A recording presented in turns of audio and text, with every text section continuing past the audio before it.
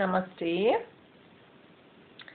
So today I'm going to read the second chapter of the Vigyan Bhairav Tantra, the 112 techniques, and Osho he made commentaries also about the techniques in order that we can better understand them. So the book has quite a lot of chapters, 39, and it might take some time till I finish the whole book. And so if you want to do a technique, or you can listen to the tape several times in order that the technique enters into your subconscious and also into your conscious, and that you can do it. Yeah. So, the sutras. Fifth technique. Attention between eyebrows. Let mind be before thought. Let form fill with breath essence to the top of the head, and there shower as light. The sixth technique. When in worldly activity, keep attention between two breaths, and so practicing in a few days be born anew. The seventh. With intangible breath in center of forehead, as this reaches heart at the moment of sleep, have direction over dreams and over death itself. The eighth technique. With utmost devotion, center on the two junctions of breath and know the knower. The ninth technique. Lie down as dead, enraged in wrath, stay so.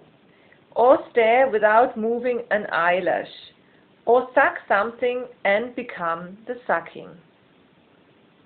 And the title of the second chapter is 5 Techniques of Attentiveness. So, it's always like this, maybe you already noticed. So the technique is mentioned, like the technique which is written in the Book of Secrets, which is quite old, the Book of Secrets. And then Osho gives this explanation, why the technique is so, and how to use it, and yeah, like that, his commentaries about it. Yeah. So I'm going to read now the fifth technique. Focus your attention on the third eye. Attention between eyebrows. Let mind be before thought. Let form fill with breath essence to the top of the head, and there shower as light. This was the technique given to Pythagoras.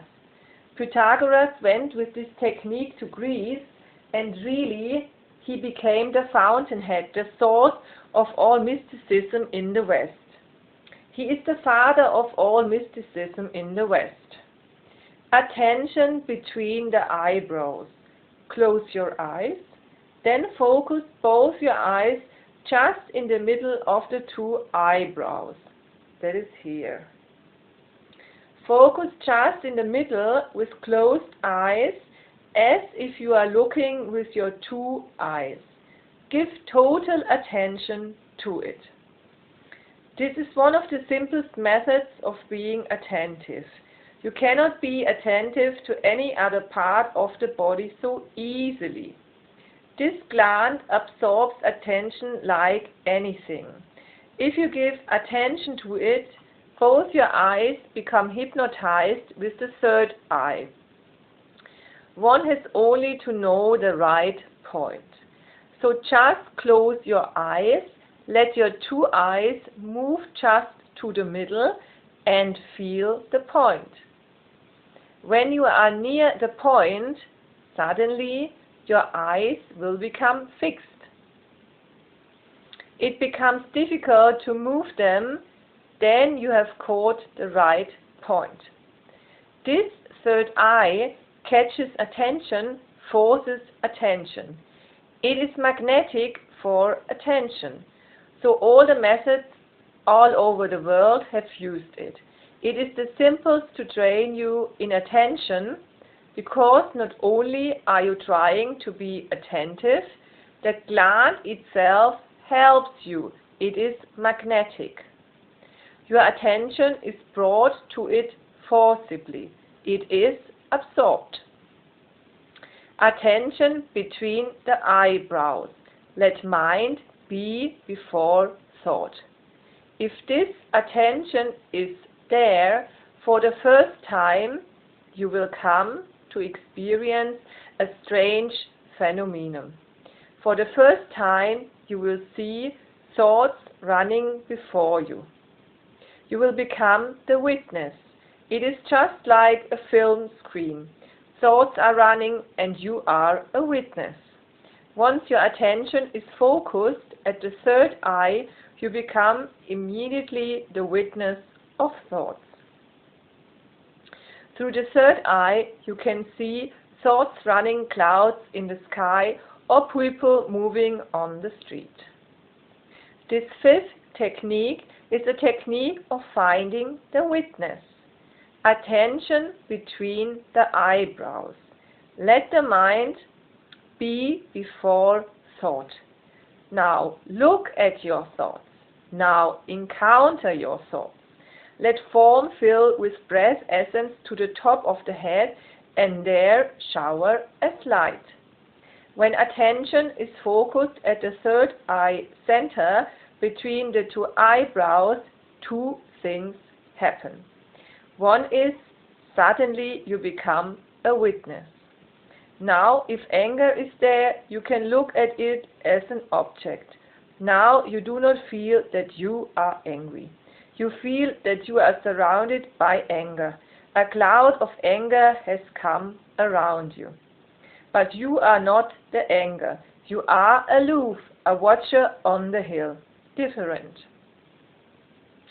And if you are not the anger, anger becomes impotent. It cannot affect you. You remain untouched. The anger will come and go, and you will remain centered in yourself. This can happen in two ways. You become a witness, and you will be centered in the third eye. Try to be a witness. Whatsoever is happening, try to be a witness. You are ill, the body is aching and painful, you have misery and suffering, whatsoever, be a witness to it. Then if witnessing becomes possible, you will be focused in the third eye. The vice versa is the case also. If you are focused in the third eye, you will become a witness. These two things are part of one. So the first thing, by being centered in the third eye, there will be the arising of the witnessing self. Now you can encounter your thoughts. This will be the first thing. And the second thing will be that now you can feel the subtle, delicate vibration of breathing. Now you can feel the form of breathing, the very essence of breathing. First, try to understand what is meant by the form, by the essence of breathing. While you are breathing, you are not only breathing air. Science says you are breathing only air, just oxygen, hydrogen and other gases in their combined form of air. They say you are breathing air, but Tantra says that air is just the vehicle, not the real thing. You are breathing prana, vitality. Air is just the medium, prana is the content. You are breathing prana, not only air. By being focused in the third eye, suddenly you can observe the very essence of breath. Not breath, but the very essence of breath, prana. And if you can observe the essence of breath, prana, you are at the point from where the jump, the breakthrough happens. The sutra says, let form fill with breath essence to the top of the head. And when you come to feel the essence of breathing, prana, just imagine that your head is filled with it. Just imagine. No need of any effort. I will explain to you how imagination works. When you are focused at the third eye center, imagine, and the thing happens then and there. If your attention is in the third eye, just imagination is enough to create any phenomenon. This sutra says that when you are focused between the eyebrows and you can feel the very essence of breathing, let form fill. Now imagine that this essence is filling your whole head, particularly the top of the head, the Sahasrara, the highest psychic center. And the moment you imagine, it will be felt. There, at the top of the head, shower as light. This prana essence is showering from the top of your head as light, and it will begin to shower, and under the shower of light you will be refreshed, reborn, completely new. That is what inner rebirth means. So, two things. First, focused at the third eye, your imagination becomes potent, powerful. That is why so much insistence has been given on purity. Before doing these practices, be pure. Purity is not a moral concept for Tantra. Purity is significant, because if you are focused at the third eye and your mind is impure, your imagination can become dangerous. Dangerous to you, dangerous to others. If you are thinking to murder someone, if this idea is in the mind, just imagining may kill the man. That is why there is so much insistence on being pure first. In the third eye, imagination and actualization are not two things.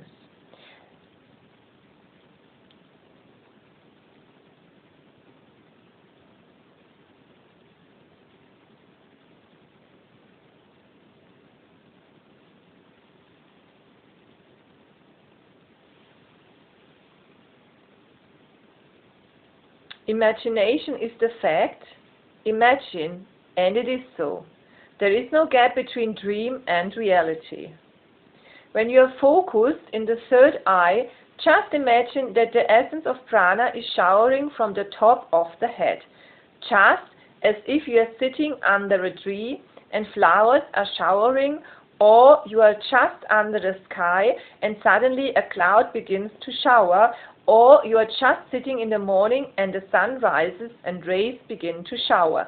Imagine, and immediately there is a shower of light falling down from the top of your head. This shower recreates you, gives you a new birth, you are reborn. I just want to repeat one more sentence of this technique. It's very important, please listen to it. In the third eye, imagination and actualization are not two things. Imagination is the fact. Imagine, and it is so. There is no gap between dream and reality. I think this is a very, very important sentence to notice. Thank you for listening. So, this is the fifth technique. A moment, I will switch on the light. Okay, so now I'm going to read the sixth technique.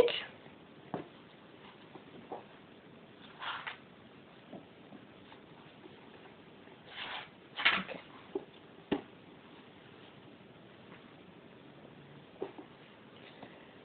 The sixth technique is called focus on the gap during your daily activities. When in worldly activity, keep attentive between the two breaths, and so practicing in a few days be born anew. When in worldly activity, keep attentive between the two breaths. Forget breaths, keep attentive in between. One breath has come before it returns, before it is exhaled out. There is the gap, the interval. One breath has gone out before it is taken in again, the gap. This sixth technique has to be done continuously. That is why this is mentioned. When in worldly activity, whatsoever you are doing, keep your attention in the gap between the two breaths. But it must be practiced while in activity. We have discussed one technique that is just similar. Now there is only this difference, that this has to be practiced while in worldly activity.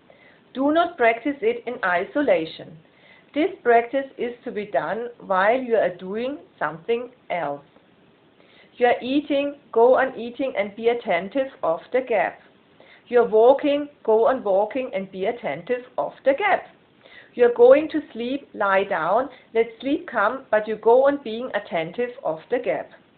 Why in activity? Because activity distracts the mind, activity calls for attention again and again. Do not be distracted, be fixed at the gap. And do not stop activity, let the activity continue. You will have two layers of existence, doing and being. We have two layers of existence, the world of doing and the world of being. The circumference and the center.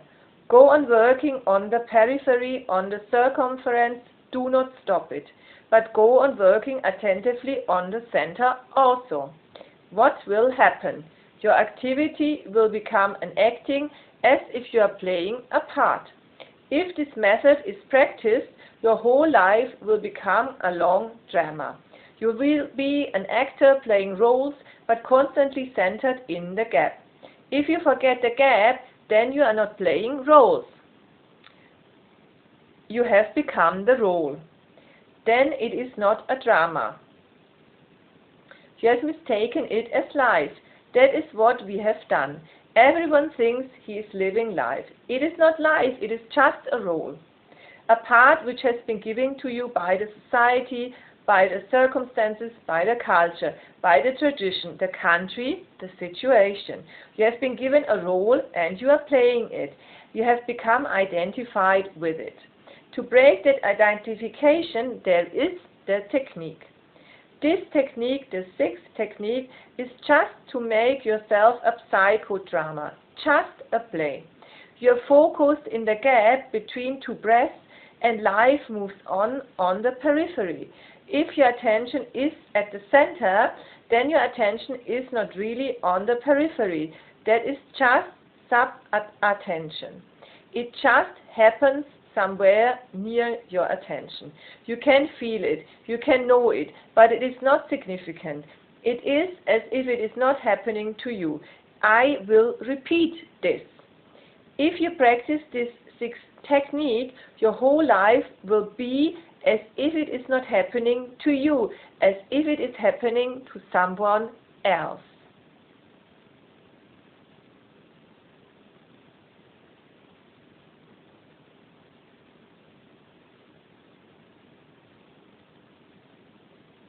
I also want to repeat one sentence which I find very important to show the difference between playing a role and being identified with the role. I just read it again, okay?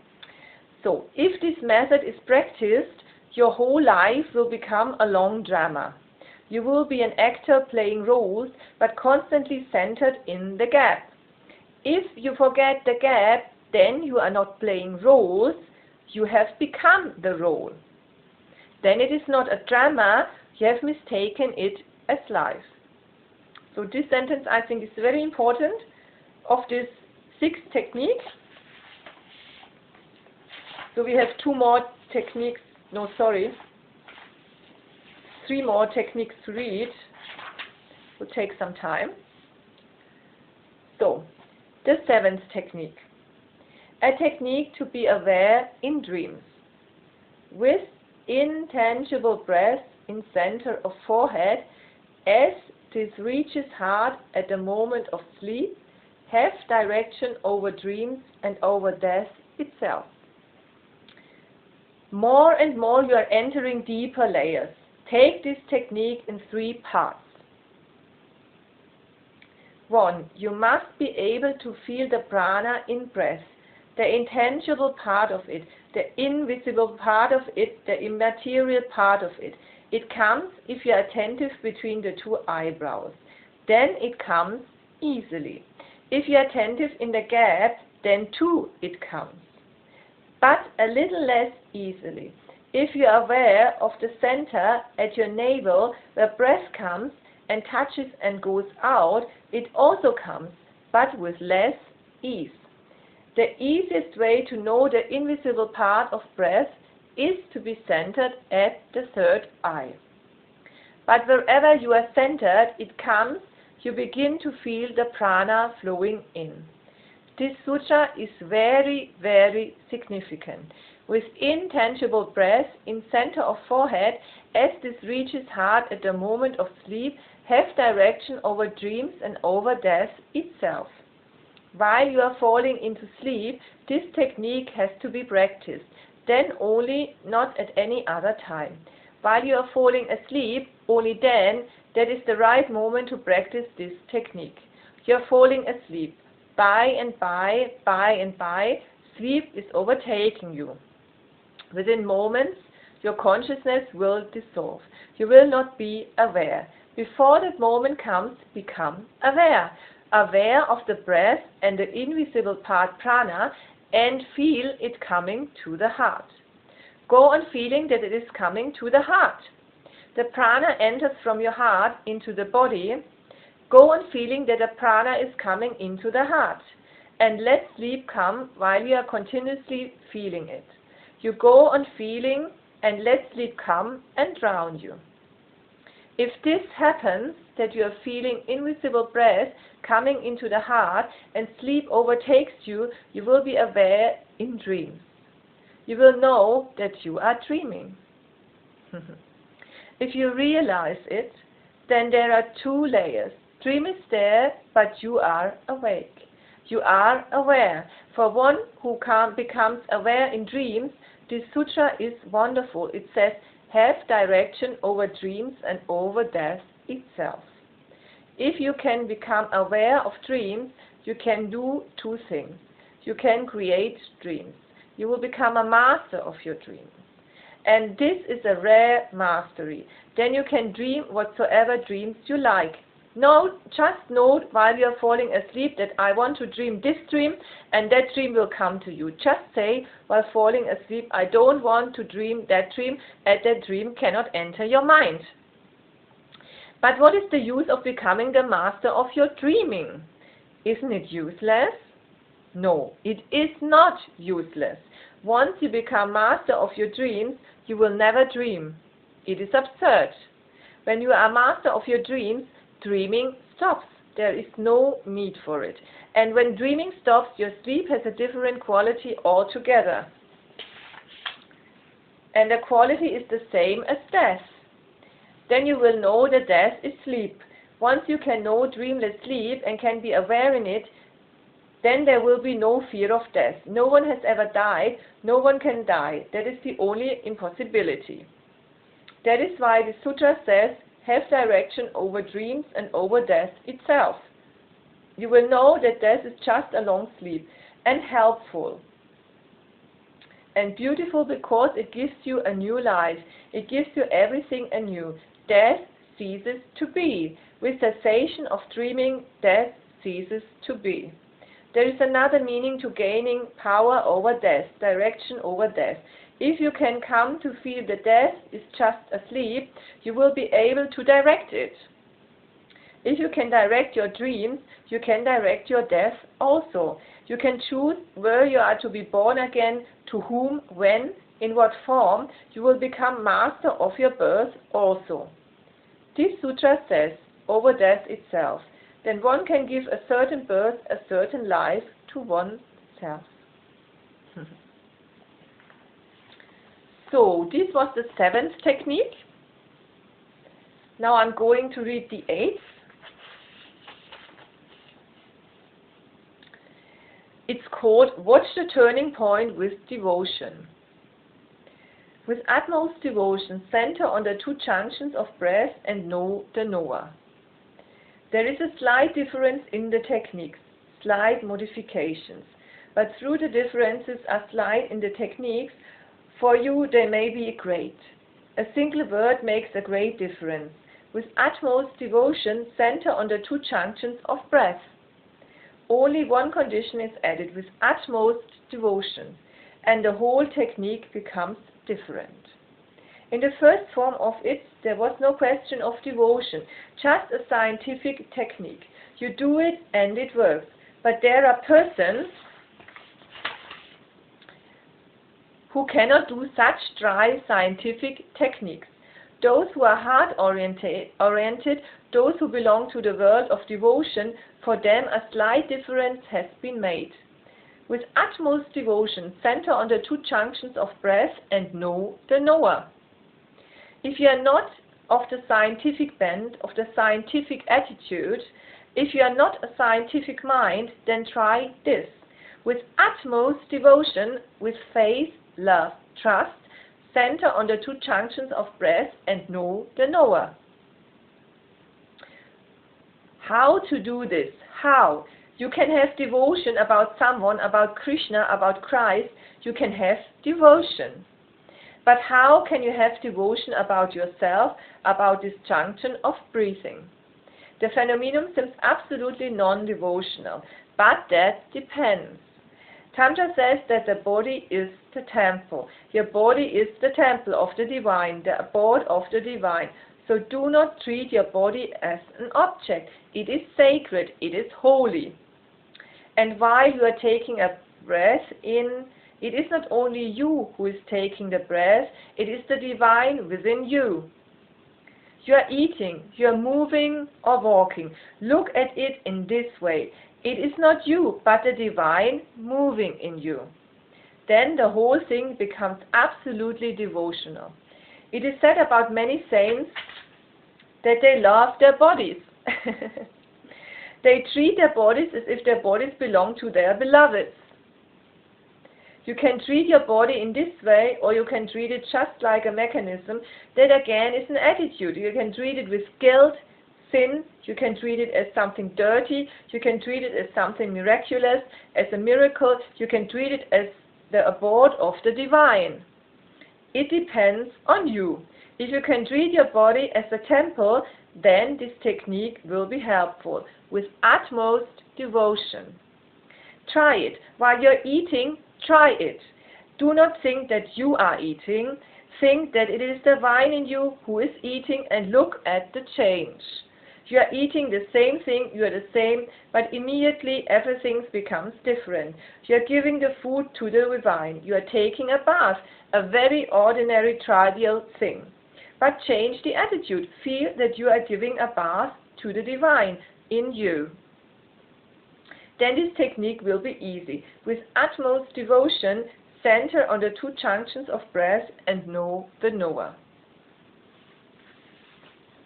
And last but not least, technique number 9. Well, it has like 3 little under techniques. The first one, A, is called lie down as dead. B is called stare without blinking. C, suck something and become the sucking. So first I'm going to read A, of course. Lie down as dead, enraged in wrath, stay so. Or stare without moving an eyelash. Or suck something and become the sucking. Lie down as dead. Try it. Suddenly you have gone dead. Leave the body. Do not move it, because you are dead. Just imagine that you are dead. You cannot move the body. You cannot move the eyes. You cannot cry. You cannot scream. You cannot do anything. You are just dead. And then feel how it feels. But do not deceive. You can deceive. You can slightly move the body. Do not move. If some mosquito is there, then treat the body as if it is dead. It is one of the most used techniques. Raman Maharshi attained his enlightenment through this technique. Suddenly one night Raman felt, he was just young, 14 or 15 at the time, that he was going to die. And it was so certain in his mind that death had taken over. He couldn't move his body. He felt as if he was paralyzed. Then he felt a sudden choking, and he knew that now the heart was going to stop. He had absolute power over his consciousness, but no power over his body. He knew he was there, that he was present, conscious, alert, but he felt he was going to die. And the knowledge became so certain that there was no other possibility, so he just gave up. He closed his eyes and remained there, just waiting to die. He waited there just to die. By and by the body became stiff, the body died, but then it became a problem. He knew that the body had died, but he was there, and he knew it. He knew that he was alive and that the body had died. Then he came back. In the morning the body became okay, but the same man never returned, because he had known death. He had known a different realm, a different dimension of consciousness. He escaped from the house. That death experience changed him completely. He became one of the very few enlightened persons of this age. The sutra says, enraged in wrath, stay so. If you feel enraged, stay so. If you feel sad, stay so. If you feel anxiety, fear, stay so. You are dead and you cannot do anything, stay so. Whatsoever is in the mind, the body is dead and you cannot do anything, so stay. Do not move from it. Do not do anything. Just remain still.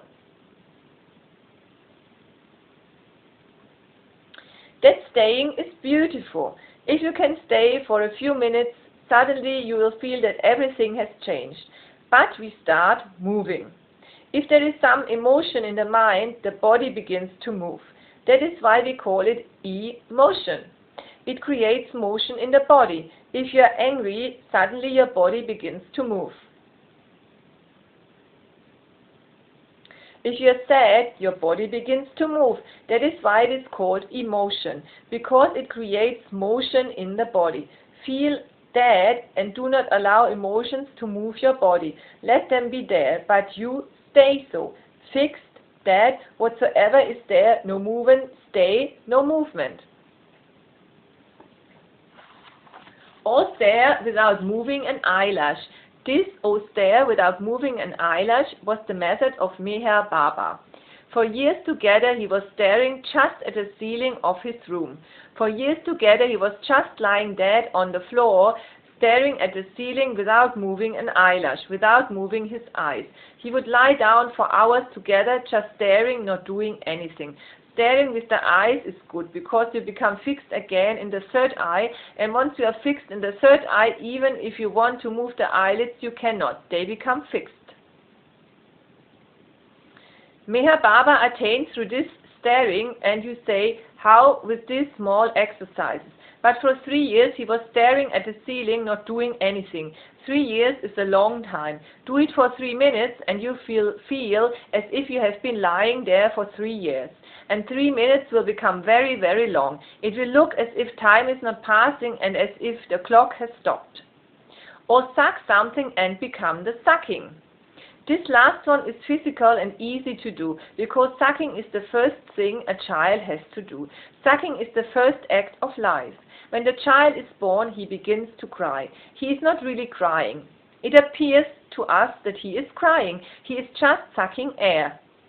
And if the child cannot cry, within a few minutes he will be dead, because crying is the first effort to suck air.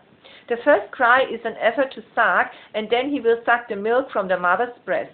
These are the first basic acts which you have done. Whatsoever you have done comes later. These are the first life acts.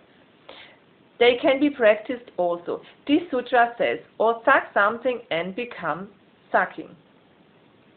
Suck something, just suck the air, but forget the air and become the sucking. This sutra says, do not stand behind, move in the act and become the sucking. Try anything that will work. You are running, become the running. Do not be the runner, become the running and forget the runner. Feel that there is no runner inside, just the process of running. You are the process, a river-like process running. Nobody is there inside. It is quiet inside and there is only a process. Sucking is good, but you will feel that it is very difficult because we are forgetting it completely, but not really completely. However, because we go on substituting for it. The mother's breast is substituted by a cigarette, you go on sucking it. It is nothing but the nipples, the mother's breast and the nipple. And when the warm smoke flows in, it is just like warm milk. So those who were not really allowed to suck the mother's breast as much as they wanted will smoke later on. This is a substitute, but the substitute will do. While you are smoking, a cigarette become the sucking. Forget the cigarette, forget the smoker, become the smoking. There is the object, you are sucking. There is the subject who is sucking and the process in between of sucking. Become the sucking, become the process. Try it. You will have to try with many things. Then you will find out what is right for you. You are drinking water, the cold water is going in. Become the drinking. Do not drink the water. Forget the water, forget yourself and your thirst. You just become the drinking, the very process. Become the coolness, the touch, the entry and the sucking that has to be given to the process. If you become the sucking, what will happen?